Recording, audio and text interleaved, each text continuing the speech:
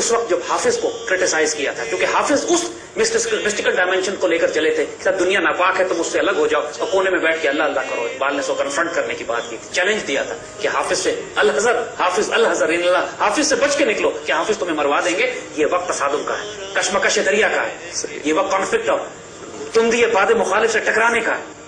जब ये तस्वुर आप बिल्ड करते हैं तो फिर हाथ पे हाथ रख के मेहदी का इंतजार नहीं करते।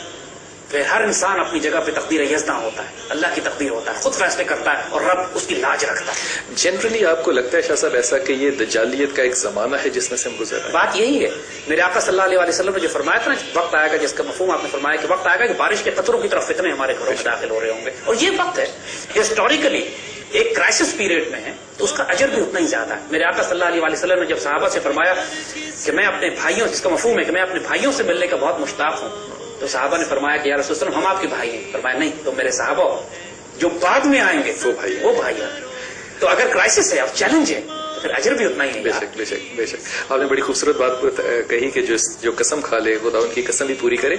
और ये वाकयात अगर आप मुस्लिम और बुखारी में देखें तो कई सहाबा के ऊपर है। एक सहाबी ने अपनी बहन का दांत टूटने पे कसम खा ली और खुदा ने उसकी लाज रख ली। आप देखिए कैसे कैसे लोग थे। ये जो रमजान का जमाना है शाह साहब, इसमें एक बहुत बड़ा और जो इंसिडेंस है वो जंग बदर का है। ये भी मुसलमानों के लिए एक बड़ी, एक जैसे कहना चाहिए कि एक ग्राउंड ब्रेकिंग एलिमेंट है। इसको आप आज के जमाने से कैसे रिलेट करते हैं? वो जज्बा, वो ईमान, वो बात मुसलमानों की जिसमें कि खुदा मुसलमानों से कह रहा हो कि मैं तुम्हारे लिए 1000 फरिश्ते लगातार भेजता रहूंगा। अब ये जमाना, मुसलमान तो वही है, रसूल पाक सल्लल्लाहु अलैहि वसल्लम की मोहब्बत भी वो दोस्तों वाली, हम पे वो कैफियत क्यों तारी नहीं हो रही? देखिए, one of the most fascinating moments of human history was बदर। इसमें कोई शुबे की बात नहीं। इस कदर छोटी जमात, इस कदर छोटी बैटल, 2-4 घंटे में जंग का फैसला हो गया था, लेकिन कयामत तक की आने वाली तारीख पर जो असरअंदाज हुई है, तारीख में इतनी छोटी बैटल ने कभी भी इतना बड़ा असर नहीं डाला जितना बदर ने डाला।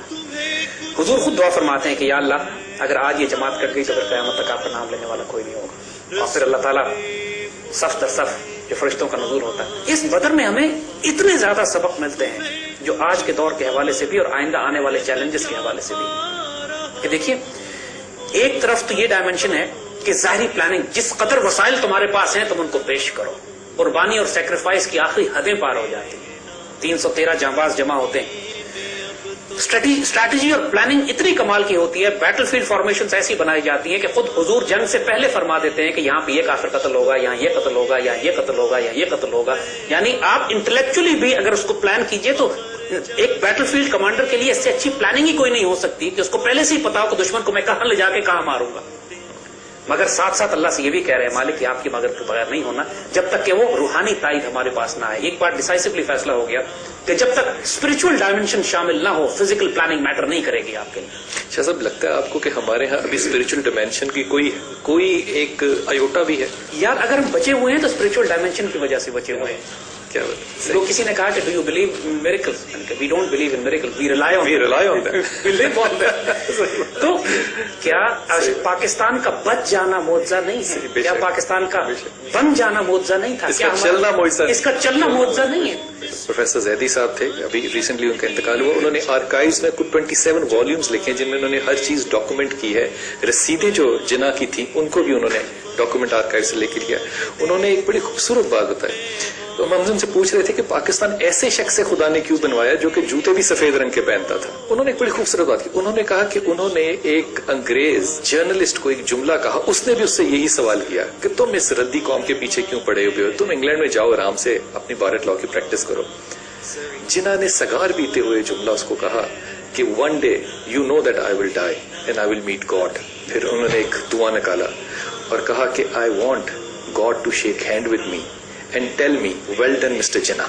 अब आप गौर कीजिए कि उस एक आदमी ने जो सूटेड बूटेड था, उसकी सिर्फ इतनी सी कमिटमेंट है खुदा से कि खुदा मुझे शाबाश दे, तो खुदा उससे किस कदर बड़ा काम। देखिए, एक सहाबी के बारे में जब भी हुजूर उनको देखें फरमाए जन्नती, बाकी सब सहाबी हैरान कि जब इनको हुजूर देखें फरमाए जन्नती। तो एक सहाबी ने कहा उन सहाबी से कि मैं आपके पास रह के कुछ दिन देखना चाहता हूँ कि आप करते क्या। बिल्कुल। और चंद दिन इसी तरह उनके साथ गुजारे और वापस आए, कहते हैं कि तुम तो कुछ भी नहीं करते हो, वही करते हो जो हम करते हैं। तो हुजूर आपको देखते ही फरमाते हैं जन्नती क्यों? تو انہوں صحابی سوچتے رہے، کہتے ہیں میں بھی کوئی ایسا غیر معمولی کام تو نہیں کرتا، لیکن ہر وقت میرے ذہن میں یہ خیال گھومتا رہتا ہے کہ میں مسلمانوں کی خیر خواہی کس طرح کروں.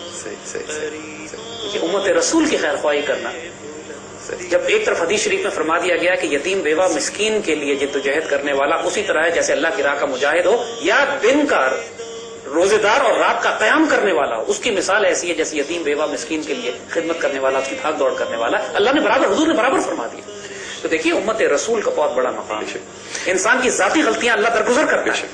آج کل کے جتنے بھی اللہ کے فقیر و درویش ہیں خانقاہوں میں نہیں بیٹھے ہوئے ہیں، وہ ایکچولی سوٹڈ ووٹڈ ہیں. وہ ایکچولی اس معاشرے میں کہیں ڈاکٹر ہیں، کہیں انجینئر ہیں، کہیں سولجر ہیں، کہیں آفسر ہیں، کہیں ریلوے کے کلی ہیں، کہیں موچی گارڈ، کہیں موچی بنے ہوئے ہیں، کہیں رکشہ چلا رہے ہیں. لیکن یہ اللہ کے بندے ہیں جو اس معاشرے کو سنبھالے ہوئے ہیں، جو کہ کسی پارک میں، کسی مسجد میں، کسی زمین پہ، کسی اوپن یونیورسٹی میں بیٹھ کے اللہ اس کے رسول صلی اللہ علیہ وسلم کو محبت کا درس تقسیم کر رہے ہیں اپنے کردار سے یا اپنے بیان سے. اور ان کا ایک جملہ اثر رکھتا ہے. کیوں؟ اس لیے کہ رزق حلال ہے. ان کی تقریریں لمبی لمبی تقریریں جن لوگوں کی بیکار جاتی ہیں، کانوں پہ پڑتی ہیں، لوگ چینل چینج کر دیتے ہیں.